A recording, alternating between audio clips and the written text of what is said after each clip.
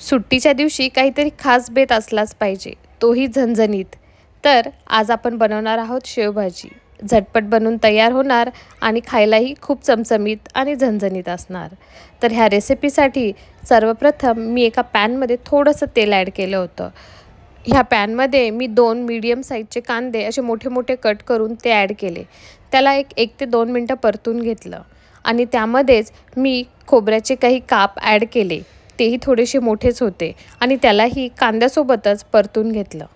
कांदे आणि खोबरं दोन्हीही लाईट ब्राऊन झाल्यानंतर त्याच्यामध्ये मी 5 ते 6 लसणाच्या पाकळ्या आणि एक अर्धा इंच आल्याचा तुकडा ॲड केला होता आणि त्याला त्याच्यामध्ये व्यवस्थित मिक्स करून परत एकदा थोडंसं परतून घेतलं. ह्यामध्ये मी एक मोठा टोमॅटो कट करून तोही ॲड केला. त्यालाही ह्याच्यासोबत व्यवस्थित परतून घेतलं.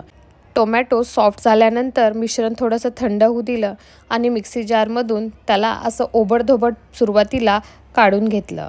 कोणतंही पाणी टाकलं नव्हतं. ह्या स्टेपमध्ये आपण मिक्सी जारमध्ये मूठभर शेव ॲड करायची. त्यामुळे आपल्या ग्रेव्हीला छान असा थिकनेस येतो आणि कांदा आणि पाणी म्हणजे ग्रेव्हीचं पाणी हे असं वेगळं होत नाही.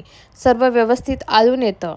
नंतर एका कढईमध्ये तेल ॲड करून काही खडे मसाले ॲड केले. त्याच्यामध्ये एक मोठा चमचा जिरे ॲड केले आणि आपण जे मिक्सरमधून बारीक वाटून घेतलं होतं पेस्ट ती पण ॲड केली. त्याच्यामध्ये मी 2 ते 2.5 मोठे चमचे पेस्ट ॲड केली होती.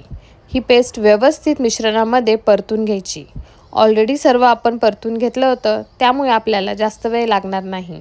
फक्त 2 ते 3 मिनटं परतून घेतल्यानंतर तुम्ही बघू शकता व्हिडिओत किती व्यवस्थित त्याला तेल सुटलेलं आहे. त्याच्यामध्ये थोडंसं पाणी ॲड करून मसाले जळू नयेत म्हणून थोडंसं पाणी ॲड करून त्याला व्यवस्थित परतून घेतलं. 3 ते 4 मिनटं पाणी ॲड केल्यानंतर त्याला शिजवून घेतलं. नंतर ह्याच्यामध्ये काही आपण आपले बेसिक मसाले ॲड करायचे. हळद अर्धा चमचा ॲड केली होती आणि लाल तिखट मी 1.5 चमचा ॲड केलं होतं. त्याच्यासोबतच मी त्याच्यामध्ये काळा मसाला ॲड केला. जर तुमच्याकडे शेवभाजी मसाला असेल तर तुम्ही तोही ॲड करू शकता. नाहीतर घरातला ठेवणीतला कोणताही आपण मसाला ॲड करू शकतो. सर्व मसाले फोडणीत मिक्स करून घेतले. 2 ते 3 मिनटं त्याला त्याच्यामध्येच शिजून घेतलं म्हणजे फ्लेवर हा पूर्ण मसाल्यांमध्ये उतरला पाहिजे. नंतर तुम्ही बघू शकता 2 ते 3 मिनटानंतर त्याला खूप छान असं तेल सुटलं होतं. मसाले व्यवस्थित परतून झाले होते. त्याच्यामध्ये अर्धा कप पाणी ॲड करून त्याला फक्त मिक्स करून बॉईल करून घेतलं. मिश्रण व्यवस्थित बॉईल झाल्यानंतर आपल्याला पाहिजे त्या कन्सिस्टन्सीचं आपण पाणी ॲड करू शकतो. मी नंतर 1 ग्लास पाणी ॲड केलं होतं. तुम्हाला जेवढी ग्रेव्ही पाहिजे किंवा तुम्ही ज्यानुसार तुमची शेवभाजी बनवताय ज्या क्वांटिटीमध्ये त्यानुसार तुम्ही ह्या स्टेपला पाणी ॲड करा. 1 ग्लास पाणी ॲड केल्यानंतर त्याला चांगलं बॉईल करून घेतलं. चवीनुसार मीठही ॲड केलं ह्या स्टेपमध्ये आणि नंतर शेव ॲड केली.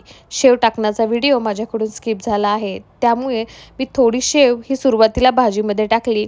त्यामुळे भाजी व्यवस्थित आळून येते आणि नंतर जेव्हा तुम्ही सर्व करता तेव्हा पण तुम्ही शेव ॲड करू शकता. म्हणजे ती शेव थोडीशी क्रिस्पी लागेल आणि पहिल्यांदा ॲड केलेल्या शेवमुळे भाजी आळूनही येते आणि एक त्याला सॉफ्टनेस पण येतो. तुम्ही ही शेवभाजी रेसिपी नक्की ट्राय करा आणि मला कमेंट करून कळवा की तुम्हाला ही रेसिपी कशी वाटली.